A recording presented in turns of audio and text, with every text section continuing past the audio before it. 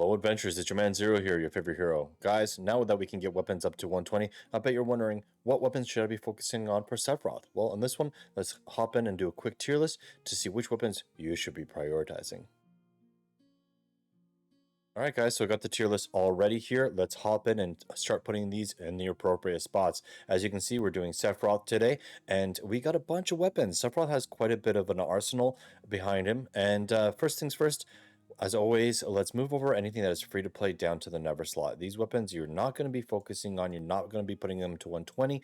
Maybe you'll put them to 80 just because their sub abilities are pretty good, but they're not going to be ones that you are going to be putting up any higher than that. So let's just put them there and shelve them. I'm sure we'll be getting new, stronger weapons as we go along in this game. Free to play weapons will always get better with better skills and better R abilities. So these do not have to be ones that you need to worry about. So first off, we got the Inobi, and the Inobi is an amazing weapon, definitely one that I often equipped with Sephiroth as his sub-weapon when I'm using weapons that are magical base damage.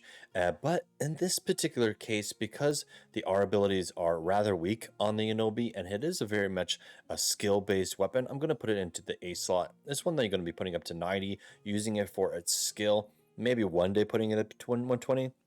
But not in the immediate future. So A, I think, is a nice place for it, and it will live nicely there. Next up, we got the CC Alloy, and the CC Alloy is another one of those weapons that's very good for its skill, but its R abilities are actually quite weak, with magic attack only at 31 and boost lightning potency at 52. So because the lightning potency is so good, I am going to put it into A because it is one that you will probably putting on Sephiroth as a backhand weapon when he more than likely gets a lightning garb, or whomever does get a lightning garb that can actually utilize magic attack lightning. So that is a good place for it for now. It's not one that we're going to be focusing on in the immediate future, but it is one that is decent, so A is a really good place for it. Next up, we got the Dark Heavens. Dark Heavens was a fantastic weapon. It is still a very good weapon as it has really good R abilities at P attack at 46 and wind potency. I'm going to put it up in the S slot. It's one that I definitely want to suggest getting up to 120 in the near future. Not one that you want to be doing immediately, but one that definitely deserves its place. It is a weapon that has carried me through some dungeons, and definitely one that I am probably going to be leveling up to like 110 probably pretty soon, but not 120, not quite yet.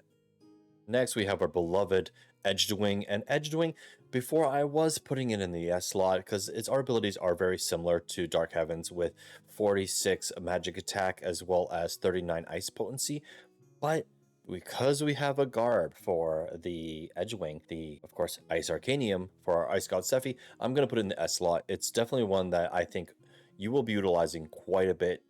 A lot of people still use Sephiroth as their main ice damage dealer, so I think S Plus is a good place for that weapon.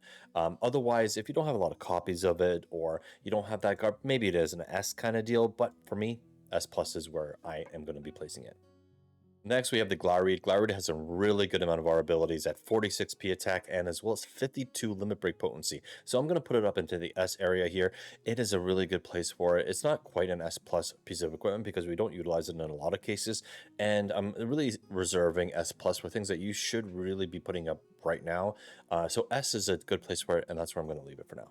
Next up, we got the Kuja Blade, and the Kuja Blade is pretty solid. It is one of the weapons, one of the first ones that we got from a collaboration, so this one is definitely something that's pretty solid. I'm going to put it into the S slot. Hopefully you guys got a decent amount of copies of it. I only got an OB1, and I definitely wish I got more copies, but it is what it is. This one actually houses 46 magic attack and only 26 of the boostability potency, but it's a really good weapon. Its skills are very good, so I'm going to put it in the S. I think it's a nice place for it. I think that's where it should stay for now. Next up, we got the Mithril Type O Katana here, and the Mithril Type O Katana has really good R abilities at HP 46 and boosts magic ability potency at 39, so it's quite solid. Its skills are really good too with regen apply and that kind of stuff, and I'm going to put that in A. I think it's a nice place for it. It's not going to be one of the weapons that we put up any higher, but I think it's a nice place for it. A is where I'm going to leave it. Next up, we have the Nameless. The Nameless is one of the first weapons that we got. I believe we just got a few copies of it right when Sephiroth was released. Its R ability points are HP 46 and Lightning Resist. So because it has Lightning Resist, I don't really find it that beneficial. So I'm going to actually put it down into B here. I don't really think it deserves to be any higher than that because resistances really, they're not that big of a deal for us right now. Main defenses, maybe a little bit more so, but resistance still don't have their real place yet. So B, I think, is a good place for the Nameless. Now, Northern Lights just got totally shafted. It is running only 31 of its main magic defense, as well as fire resist. So this weapon I'm going to put into C. Its R abilities are just trash, which is really unfortunate because the weapon itself is quite good, but it's not going to be one that we're going to be building because of those R abilities. It's going to get overshadowed pretty damn fast. So C is where I am placing it. Next, we have the Protector's Blade, and as you can imagine, Protector's Blade is going right up into the S+. This one has a really niche R abilities, of course, with Magic Tech All increase at 46 points, and as well as boost magic potency at 39. So very good weapon. I definitely suggest it. Also, its main skill is very good. This one I would definitely suggest putting to 120. I've already put this one to 120, and I think these weapons are always going to be probably top of the list when it comes to anything from the limit break banners. So definitely suggest putting that one to 120. Next up, we have the prototype Crimson Blade. I love this weapon. I'm actually thinking that it's going to be going up into A. It is main focus, of course, attack is 46 R ability points, as well as fire potency. So really good fire potency at 39. Not crazy game breaking R abilities, 46 and 39, nothing too crazy. So A, I think, is a really good place for it. Really good weapon to level up, get it to 90. It's one that you're definitely going to be utilizing a lot. It's a good amount of magic attack on there, but our abilities are not quite where I want it to be in order to push it to the S and S+ tier. But now we have the Radiant Edge, and the Radiant Edge actually I think is going to go right up here into the S+.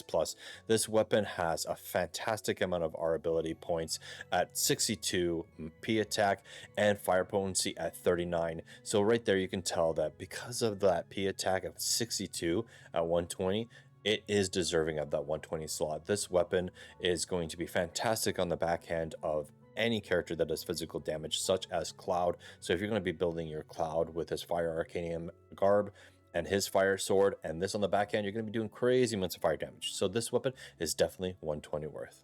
And finally, we've got the Shinra Blade Model 1. So this weapon here is pretty solid at 46 attack potency and boostability potency at 39. I'm going to put it up into the S slot. It's also a great skill-based weapon at 940% damage output. I'm going to put it in the S area. I think it's where it's deserving to be, and hopefully you guys agree with me. And that's it for all the weapons for Sephiroth. Definitely a character that has been really shafted on a lot of his weapons. A lot of his weapons do have really low R ability points. And that's it for this video. So let me know what you guys think. Please do put your comments down below and let me know where you would put your weapons on this tier list. And maybe it'll change my mind. If you did like the video, please do like, sub, and subscribe. And I'll catch you guys in the next one. Take care, adventurers. Be well.